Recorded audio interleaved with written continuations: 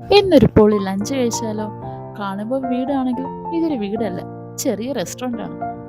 3 ചേച്ചിമാരും ഒരു ചേട്ടനും കൂടെ നടത്തുന്ന ഒരു ചെറിയ സംരംഭമാണ് ഇത്.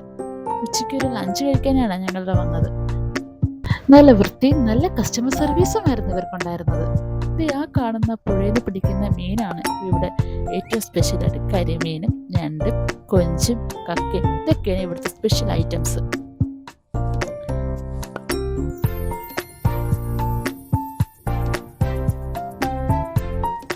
ഫുഡ് ഓർഡർ ചെയ്ത് നിമിഷങ്ങൾക്കകം തന്നെ ഞങ്ങൾക്ക് മുമ്പിൽ ഫുഡ് എത്തി.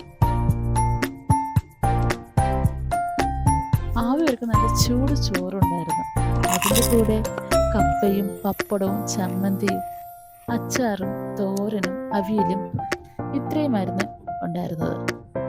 അതിൻ്റെ കൂടെ ഒഴിച്ചുകറി വേറെയും.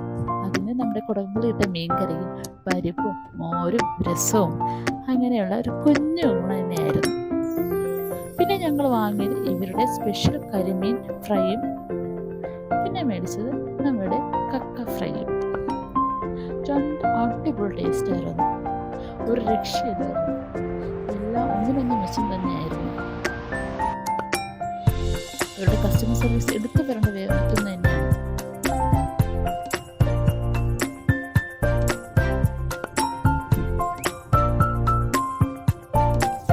പിന്നെ ഞങ്ങളെല്ലാം വിളമ്പിയിട്ട് സുഖമായിട്ടിരുന്ന് കഴിച്ചു.